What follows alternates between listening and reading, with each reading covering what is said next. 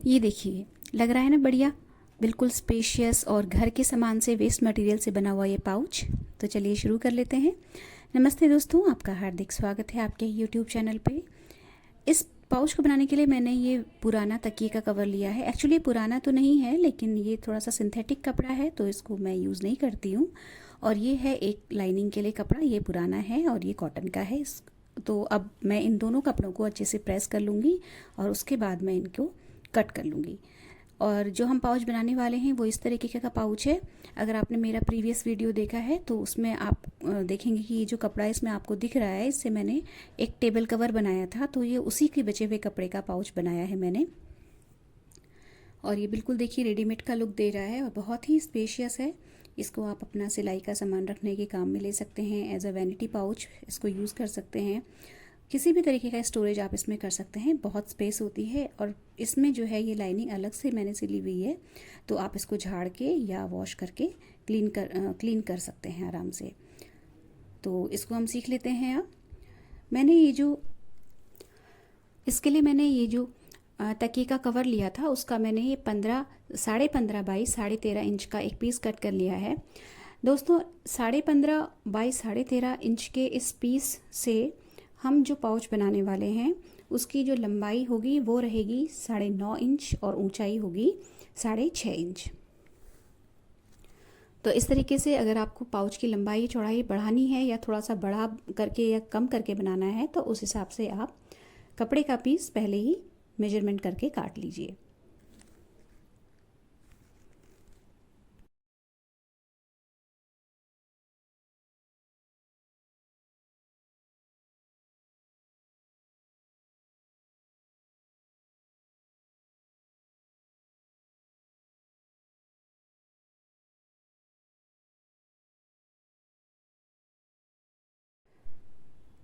अब मैं ये लाइनिंग का कपड़ा ले रही हूँ दोस्तों। ये चूँकि एक पुराना कपड़ा है और इससे भी मैंने DIY किया था, तो ये उसी का बचा हुआ कपड़ा है और ये मैच कर रहा है इसका कलर, इसलिए मैं इसको इस्तेमाल कर रही हूँ। लेकिन एक पूरा का पूरा चौकोर पीस नहीं था मेरे पास, छोटे छोटे पीसेज में है ये। तो मैं इसको पहले काट लूँगी साइज़ इसका नाप के, और फिर मैं इसको इसका 15.5 बाई 13.5 इंच का पीस तैयार करने के बाद मैं इसको अच्छे से प्रेस कर लूँगी।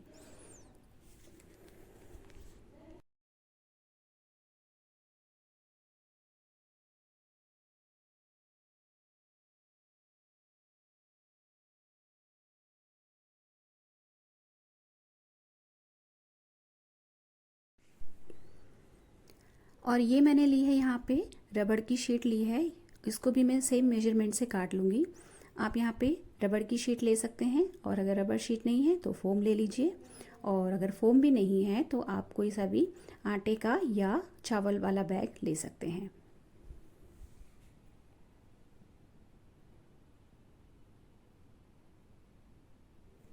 और अगर आप चाहें तो यहाँ पे बुकरम का भी इस्तेमाल कर सकते हैं। अब ये मेरे सारे पीसेस बराबर शेप में कट गए हैं। अब मैं इनको इस सीक्वेंस में रखूँगी कि जो ये रबड़ की शीट है ये बीच में आएगी और मेन फैब्रिक और लाइनिंग वाला कपड़ा ऊपर नीचे आएगा।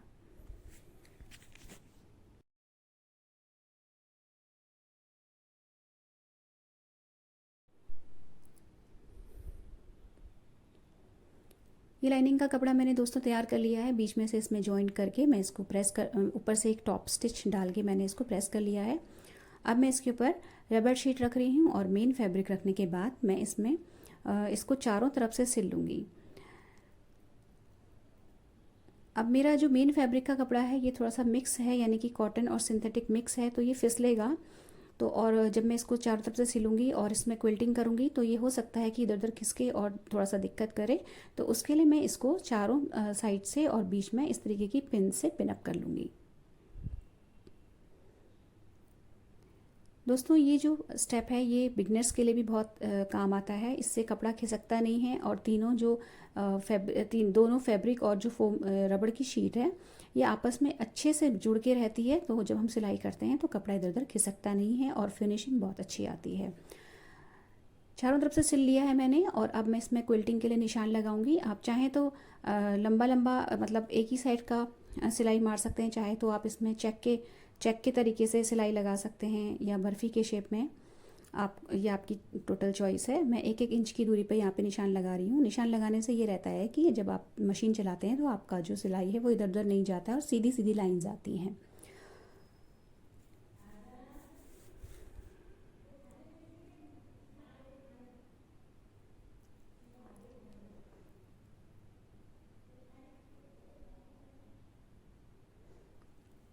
ये देखिए इस तरीके से मैं इसको सिलते चले जाऊंगी और बीच में से जो ये पिन नीचे से आएगी मैं उसको हटाते चली जाऊंगी इस तरीके से खींचते हुए। ये देखिए ये पिन आ गई है यहाँ पे, मैं इसको अब रिमूव कर दूंगी और यहाँ पे सिलाई रख दूंगी।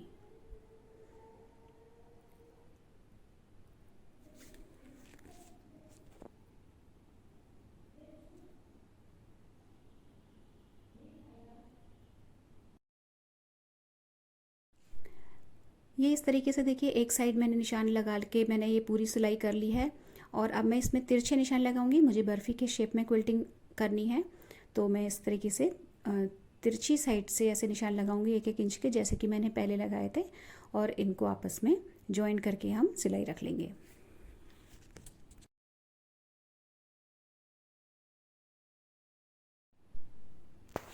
ये देखिए दोस्तों निशान लगाने का फ़ायदा, कितनी सफाई से हमारी जो स्टिचिंग हुई है और बिल्कुल झोल भी नहीं आया है। और देखिए एक शेप में बिल्कुल बर्फ़ी के पीस दिख रहे हैं आपको।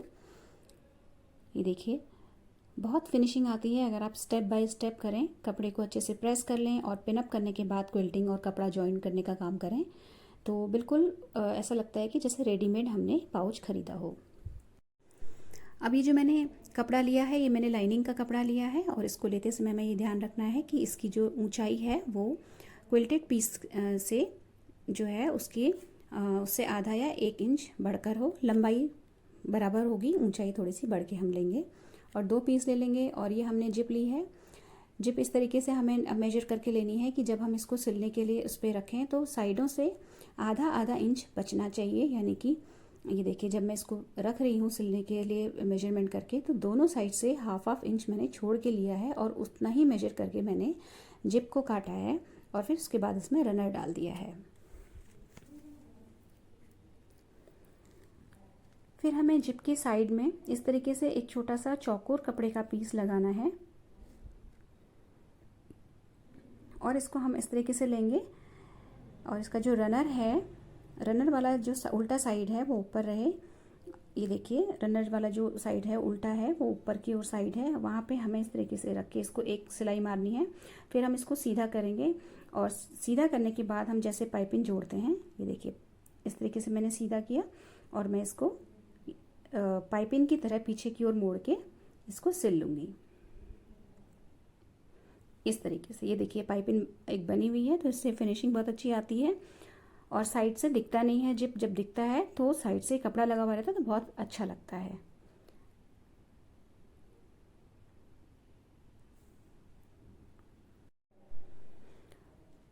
इस तरीके से मैंने ऊपर से एक सिलाई मार ली है और ये बिल्कुल पक्का हो गया है। दोनों साइड से हमें इस तरीके से कर लेना है और ये हमारी जिप दोनों साइड से इस तरीके से लॉक हो गई। ये देखिए अब हमें अपने क्विल्टेड पीस के ऊपर इस जिप को रखना है और अब हम जब ये सिलेंगे तो इसको हम जिप को रखेंगे और साइड से आधा आधा इंच देखिए हमने चेक कर लिया। इसको रखने के बाद अब हम इसमें सिलाई इस तरीके से रखेंगे कि जो क्विल्टेड पीस है उसको पहले रखा, उसके बाद जिप को रखना है और उसके बाद जो हमने लाइनिंग वाला कपड़ा काटा था उसको रखना है और इसी सीक्वेंस में इसमें एक पैर की सिलाई रख देनी है।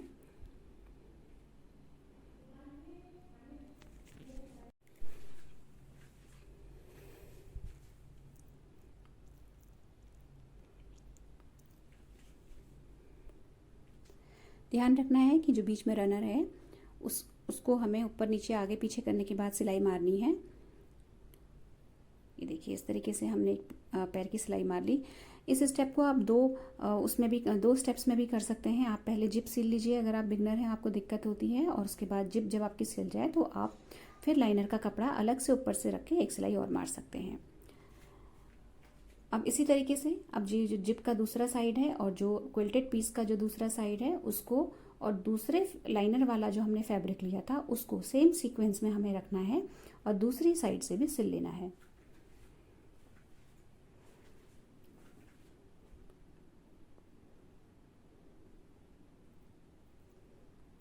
ये देखिए इस तरीके से ये जो मैंने फैब्रिक लिया था इसको मैं पहले रखूँगी बीच में।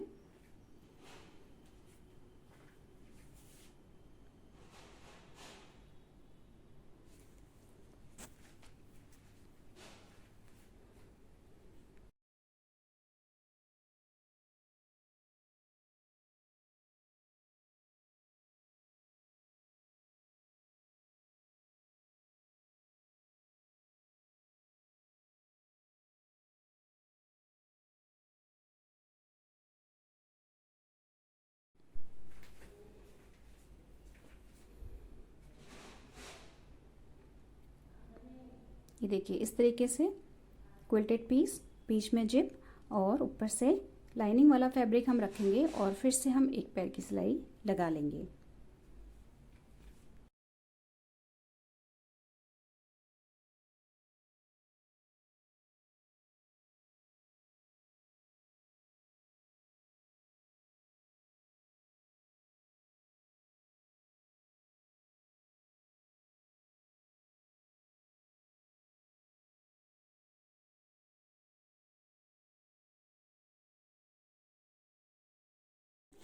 और ये देखिए साइड में आधा इंच का मार्जिन छोड़ा है मैंने, और हमें इस तरीके से पूरी लाइन में सिलाई कंप्लीट कर लेनी है।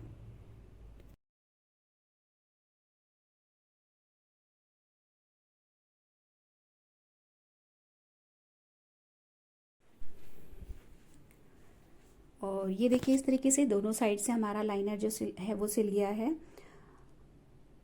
एक बार मैं आपको अच्छे से दिखा दूं, ये देखिए इस तरीके से। और जब हम इसको सीधा करके चेक करेंगे तो ये कुछ इस तरीके से होगा। और हमारी जो जिप है और जो लाइनर है वो एक ही स्टेप में हमने सिल लिया है।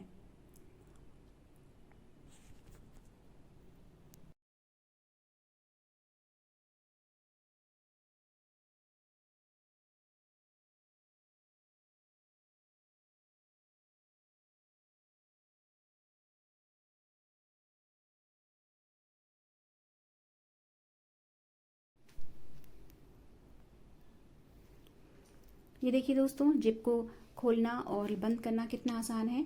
और जब हम इस तरीके से अंदर लाइनर लगाते हैं तो उससे ये होता है कि फिनिशिंग बहुत अच्छी आती है और अंदर की जो सिलाई और अननेसेसरी धागे हैं वो नहीं दिखते हैं। एक बार अच्छे से मैंने चेक कर लिया और उसके बाद मैं डबल स्टिच मार रही हूँ उसके ऊपर, जिप और लाइनर वाले पीस के ऊपर, जिससे कि ये बिल्कुल पक्का हो जाए।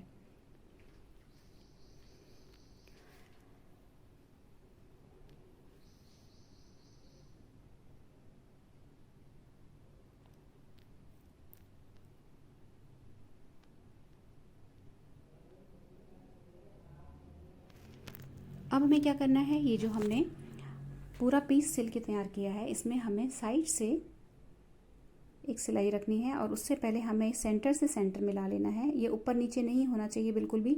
इसको अच्छे से पहले हम उंगली के बीच में अच्छे से रख के आपस में मिला लेंगे। और उसके बाद हम इसमें आधा इंच की जो हमने बीच में देखिए आप जिप के वहाँ पे मैंने जगह छोड़ी थी, तो नीचे से ही हमें आधा इंच पे रखते हुए पूरे उसमें सिलाई लगा लेनी है अच्छे से। अब ये वो वाला जॉइंट वाली जगह आ गई है जहाँ पे हमने जिप और लाइनर जोड़ा था, तो यहाँ पे हमें थोड़ा सावधानी से करना है। ध्यान से देखते हुए आराम से यहाँ पे मशीन चलानी है और इसको सिल लेना है।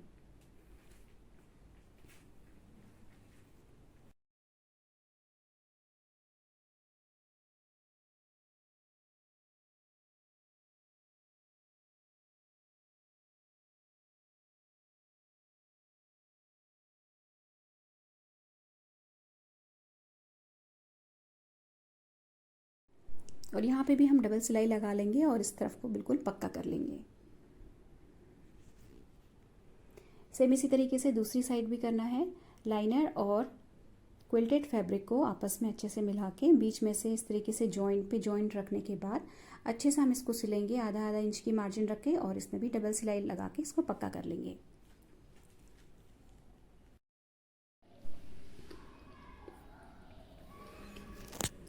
ये देखिए दोस्तों, दोनों साइड से बिल्कुल सिल के तैयार है।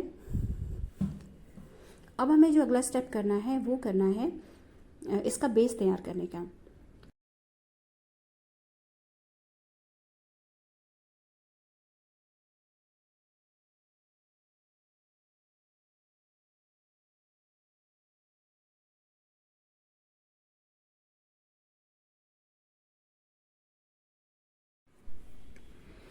अब हमें दोस्तों इसका बेस तैयार करना है, और बेस तैयार करने के लिए ये जो आप सिलाई देख रहे हैं, इसको छोड़ने के बाद उसके आगे हमें 1.5 इंच पे निशान लगाना है, और 1.5 इंच का निशान उसी के ऊपर इस तरीके से रख के लगाना है, और हमें 1.5 बाई 1.5 इंच का एक स्क्वायर यहाँ पे कट कर लेना है। सेम इसी तरीके से हम दूसरी साइड भी इसी काम को करेंगे।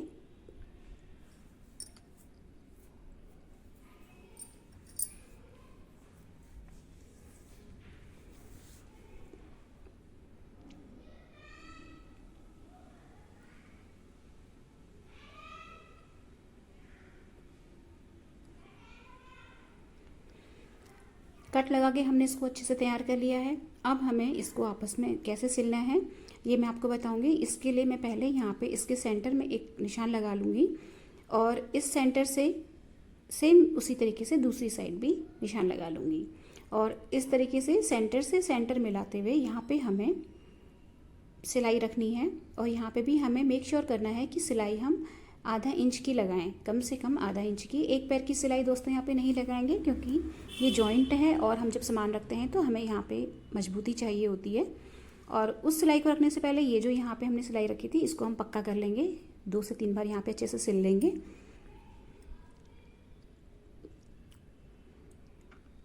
अब मैं यहाँ पे इसको पक्का कर रही हूँ, क्योंकि मैंने यहाँ पे कट लगाया था तो सिलाई थोड़ी सी कच्ची हो गई थी। इसको पक्का करने के बाद मैं निशान से निशान मिला रही हूँ, और यहाँ पे भी हम आधे इंच की सिलाई रख लेंगे। दोस्तों अगर आप चाहें तो यहाँ पे एक छोटी सी पाइपिंग काट के भी इस सिलाई के ऊपर रख के इसको सिल सकते हैं। इससे फिनिशिंग भी आती है और पक्का तो हो ही जाता है।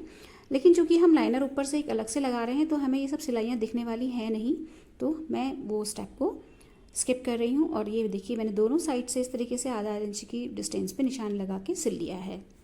2 से 3 सिलाई यहाँ पे दोस्तों करना मत भूलिएगा। और ये मैं इस तरीके से इसको पर्स को मैंने सीधा किया, और मैं इसकी नोक देखिए इस तरीके से निकाल रही हूँ। अगर आप नोक अच्छे से ना निकले तो अंदर कोई शार्प ऑब्जेक्ट डालिए, कैंची जैसे इसका नोक में डाल के इसके सारे कॉर्नर्स बाहर की ओर पुश करूँगी।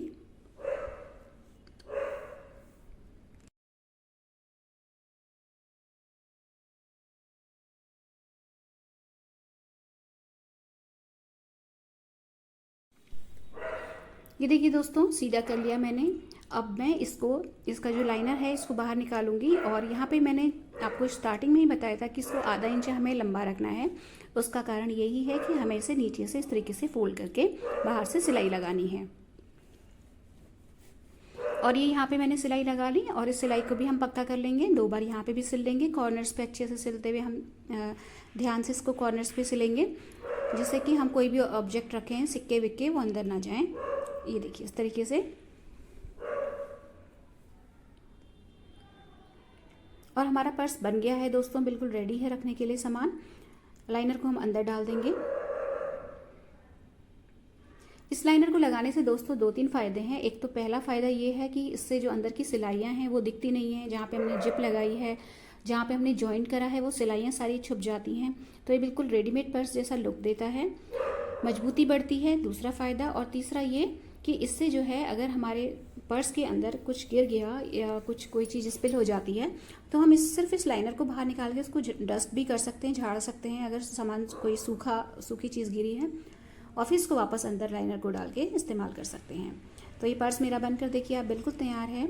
देखिए कितना स्पेसी है। नीचे से हमने इसका जो बॉटम बनाया है वो काफ़ी चौड़ा है, और अपने हाथ से चूँकि दोस्तों हम बनाते हैं ना जब किसी चीज़ को, तो उसका अलग ही सेटिस्फेक्शन होता है, अलग ही मज़ा होता है। तो अगर आपको मेरा ये मेथड पसंद आया हो तो प्लीज़ वीडियो को लाइक कीजिएगा, फैमिली और फ्रेंड्स के साथ प्लीज़ शेयर कीजिएगा इसको। और इसकी जो टोटल लंबाई बन के तैयार हुई है दोस्तों वो बनी है 9.5 इंच, और जो इसकी ऊंचाई है वो है 5.5 इंच। देखिए ये देखिए इस तरीके से। तो दोस्तों 15.5 बाई 13.5 इंच का हमने जो क्विल्टेड पीस लिया था उससे जो हमारा पर्स बनके तैयार हुआ है उसका बेस तैयार हुआ है लगभग 4 इंच, लंबाई 9.5 इंच और ऊंचाई 5.5 इंच, और बेस से इसकी लंबाई ये देखिए 6 इंच के आसपास है। दोस्तों आपको मेरा काम अगर पसंद आ रहा हो तो प्लीज़ वीडियो को लाइक और शेयर कीजिए दोस्तों के साथ, और प्लीज़ मेरे चैनल को सब्सक्राइब करके मेरे चैनल को ग्रो करने में हेल्प कीजिए। थैंक यू दोस्तों।